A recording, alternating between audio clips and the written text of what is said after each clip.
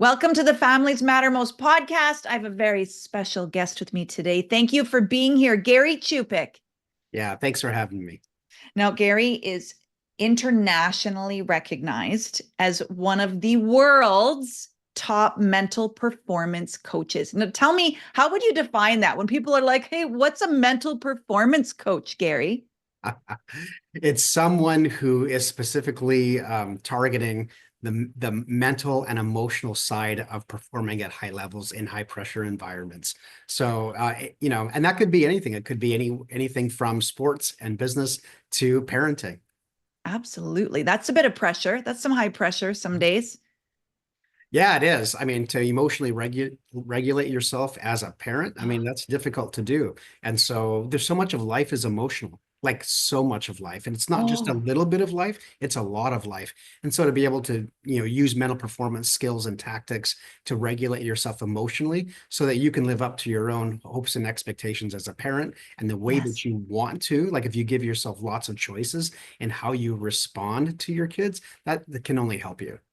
Oh, now, the Families Matter Most community, I love. I'm so grateful. We want to do the very best that we can. We have a high level of excellence. We want to show up for the people we do life with. We want to be successful at home. We want to reach the hearts of our kids, not just be making them do stuff. We don't focus on behavior modification. We actually focus on character development with our kids.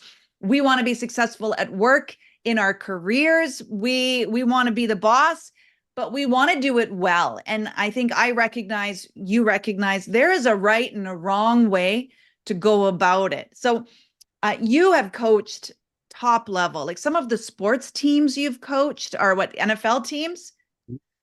Also, business. You've coached people from the FBI, people from Amazon. So I'm not kidding when I say the top coach in the world for mental performance. What are some of the things that you just see over and over and over? And I'm curious, my second question is, are they the same in business and in sports? Are they just kind of universal? Well, it's so interesting that when I talk to businesses, I'll just say, what does it take, or what do you think it takes to be a really great elite athlete? And so they'll talk about things like discipline and emotional regulation and Yeah. hard work. And I mean, they'll just drop, confidence, self-belief. They'll drop all these things. And then I'll say something like in business, I'll say, so what does it take to be great at your business? And they'll start dropping all the same stuff, all the same words.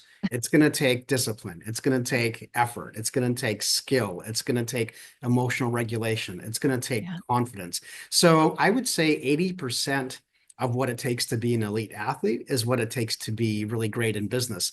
And if you want to translate that over to, let's say, being a parent, Mm. oh, I would suspect that over 50% of those words are still applicable, or maybe even Oh, 70% are applicable to what it yes. takes to be a great parent. And so as we talk about like parenting, and as you just mentioned, I believe that the days of just being excellent at one thing are over. Like, for Mm. example, like if you're Michael Jordan or Kobe Bryant or some famous athlete and you excel at one thing, but the rest of your life is a dumpster fire, is that really success? And so Right. I teach something in my business called whole life excellence. I just want to be excellent at everything. Like, why can't Mm. I be? Like, who says that I can't be excellent at everything? So I want to be an excellent, husband. I want to be an excellent parent. I want to be excellent in my finances. I want to be excellent in my education. I want to be Mm. excellent at my vocation. I mean, just everything. I want to be a great friend. I want to be an Mm. exceptional friend. So this whole life excellence idea, I think, is really important. And if you're going to do that, then you just have to live your life on a different plane. You have to have your heads above the clouds almost all of the time. And so Mm. how can I think for performance? And it's interesting, like especially as believers in Christ, we always talk about we're human beings, not human doings. And yet Right.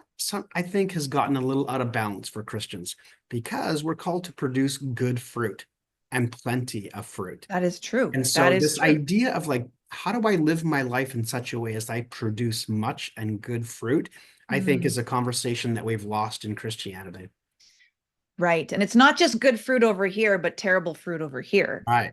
So it is, you believe it's possible. It's possible to maybe not perfect, but excellent. We can be Right. excellent at home, we can be excellent at work. What does it take to live that different plane lifestyle?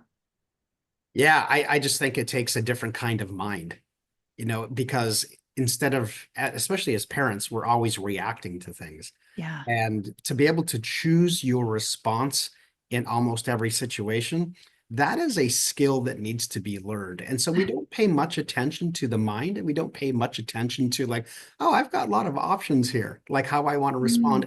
And what's the criteria or the metric for which are the best ways to respond? Is it I just need to get something off my chest, or I just need to vent? Or do I have my child's best interest at heart?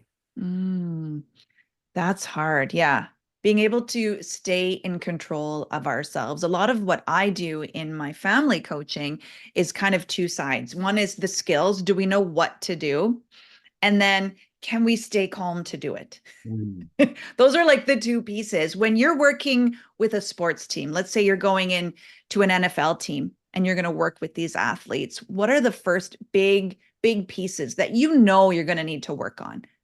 Well, there's two things. Number one is I know I'm going to have to work on belief, which it sounds really kind of odd that we Really? would These talk kids about. have already made it to this level? Exactly. They don't believe they belong? Is it Yeah, imposter syndrome? oftentimes it is. Yeah, because there's such a pecking order in sports. Like you have to be good to even get there. But then are you first string, second string, third string, fourth string, practice Right. roster? So Right. there's this perpetual comparison that athletes have with the other. I mean, I literally went to an NFL stadium. I watched a game in Buffalo. So it was the Buffalo Bills against the Miami Dolphins, and I was a guest of a professional NFL agent. And so he's watching the game and he's not even paying attention to the score. He's not paying attention to the team. The only thing he's paying attention to is his player. And so even though, let's say, his team gets scored upon, but his Okay. player makes a good play, he's cheering. Even if the Bills score a touchdown, but his player made a bad play or didn't do what he was supposed to do, Uh-oh. he's not cheering with the rest of the crowd. His eyes are fixed on that. So this idea of belief is so important. In my work with the Seattle Mariners, the very first thing they teach players when they come up from the minors to the major leagues, the very first thing they teach is belief. Do you Mm, believe that if you put in the work, and do you believe that if you do what we tell you to do, that you right. can be successful? And because if you don't believe that, like I mean, to overflowing, you're Yeah. never going to achieve everything that you can achieve. And even as a athlete or as a parent or as someone in business, if you have hesitation, listen, what it takes to be successful at the highest levels Mm. is like literally you have to get rid of hesitation. And Oh, and we are in that place where we say, well, wait a minute, don't you want, like, I don't want to react. Well, yeah, but you can be in a frame of mind where you are choosing not to hesitate, because in sports, when you hesitate, you lose. Most sports are a game absolutely. of inches or centimeters or millimeters or half a second. Hesitation is loss in Yeah. sports. And in business, the best businessmen make quick and women make quick decisions. And they say, you know what, this is just, here's the information I have, here's the decision that we're going to make, and we can course correct along the way. And I Mm, think as parents or as leaders in whatever it is that we're leading, to remove hesitation, you have to have a high degree of confidence and belief in yourself that, yeah. I need to have a track record of some successes behind me so that I can trust myself and believe in myself, that if I put my mind to something and if I do what I need to do and I can Yes. remove that hesitation, that I can be successful. Now, agree or disagree, Gary. What I think, everyone listening, what Gary is not saying is just trust your gut and just go with whatever feels right. I think there is a strategy to this to be able to confidently not hesitate, not second guess, not overthink, not you need to have some strategies in place to be able to do that. And I think you need to have a strong degree of teachability, that you're maybe some humbleness to be able to learn and to get better over time. What do you think? Well, it's about giving ourselves tools. So imagine you're doing a remodeling project and you forgot to bring your hammer, and that day you're framing.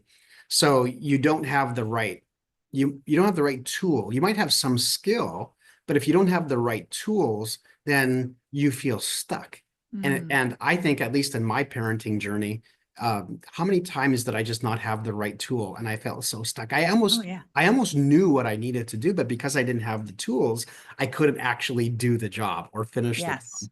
And knowing what kind of a hammer you are, there's finishing hammers, there's framing hammers, there's sludge hammers, there's all these different kinds of hammers. And so knowing who you are and investing in yourself is so crucial. And so I think no, like having skill is crucial and it's important. Having tools is just as important. And that's why Mm. people get stuck, is because they don't have the right tools. And part of what I do is I just put tools in people's tool bags. People will say to me, Gary, you must have a mindset of steel. You must be so amazing. And you never have any mental. Listen, I'm human, right? I got Yeah. emotions. I got thoughts. I have inhibitions. I have weaknesses. I have insecurities. But the more tools that we can give ourselves, the more we can finish the job. We can work on things and move past. Instead, if we don't have those tools, then we get stuck on the job with the tool belt around us, and we sit down Right. and think, well, how long is this lunch hour going to be? Because I don't have the right tools to do the job until someone brings them to me. And so the idea of you and I bringing tools to people Mm. is probably one of the most important things we now. Yeah, I mean, obviously you have to have the skill to be able to use those tools, but you have to build a track record so that you can begin to believe in yourself. And it's the same way with parenting. If we are not spending time thinking about how we respond to things instead of just reacting. Now, if we're constantly just reacting, we're not responding, then we're not building ourselves a track record so that we can trust us. If we Yes. can't trust us, how should anybody trust us? Right. Right? We have got to trust ourselves. And the only way to do that is to prove things to yourself. Mm. So what I feel like has helped me through doing that work, just like you're talking about, working on ourselves, being able to be humble, to learn, to go back and say, okay, that maybe wasn't my best decision. What I learn is that for me, if I just react emotionally, then that's not the right kind. It's hit or miss, right? Depending on my emotion of the day. But I think, yeah, what Gary is speaking to, that developing the skill and then the belief and the track record is learning yourself, learning how you work, learning how best to be successful in this, whatever the situation is, whether you're at work, you're in sports, you're in business, you're parenting your kids, making sure that you can choose your response, not based on how I'm feeling in that moment, but then really learning what the situation needs. Now, I have a question for all of the parents that have kids in sports. A lot of parents have kids in hockey. They're in hockey 6 days a week. They're in dance. They're in high level, high level football, hockey, whatever that is. How can we develop that belief even in our younger kids? Can we start now? Hmm. Yeah, that's super interesting. Like, well, here's an example, and this kind of goes back to your previous point about, let's say, having to emotionally regulate yourself. Like, Yes. for example, I had a football coach who called me at 11 p.m. after a game, and he said, Gary, what am I doing wrong? My team is getting all types of penalties. They're overreacting. They're making really poor judgments. And I said, well, coach, they're just following you. Oh, And ouch. he was like, well, what do you mean? And I said, you're coaching emotionally. You're not coaching with emotion. Ooh. And there's And a difference. and your team is playing emotionally. They're not playing with emotion. And one of them is a reaction. Another one is a tool. And so you can Yeah. use your emotion as a tool and you can choose to respond that way. And so when it comes to, let's say, parents of, teens or younger kids who are playing all types of sports, like, listen, I don't know about you, but I've coached my sons and my kids in sports, and it is so hard to emotionally regulate myself, right? Like I am all over the place. I'm yelling at my kids, I'm screaming, I'm all Yeah. this stuff. But I think to be able to parent with emotion instead of parent emotionally gives us the latitude to choose how we want to respond. And so when Mm. we're emotionally regulated, and then how much more of a opportunity and chance do our kids have a chance to emotionally regulate themselves? And so we're modeling what that looks like for our kids. So good news, bad news here. The good news is, Gary, we don't really have to do a step one, step two, step three with our kids in order to help them to play with emotion, not be emotional, whether that's in sports or just in life in general. Yeah. That's the good news. The bad news is it means you have to work on yourself. Mhm. You have, in order to model it, and I've seen it, I've done it, I've tried. I've Years ago, I had three young kids at home, and I was, I'm going to be positive and I'm not going to yell and I'm just going to be happy all the time. And eventually you crack, right? Like you're faking it. You're trying to be something as opposed to doing that work and letting it flow and modeling it to your kids. The bad news, folks, is we got to do the work on ourselves. Mhm. Yeah, I love what Warren Buffett said. He said, for every dollar that I spend on self-investment, like investing in myself, Mm, I reap about 4 times as much in ROI, like in the return on investment. And I yes. think I think as parents, we're so busy investing in our kids, and we're driving them to each of their practices and their games. And then when we have multiple kids, we are like burning the candle at both ends, and we forget to invest in ourselves.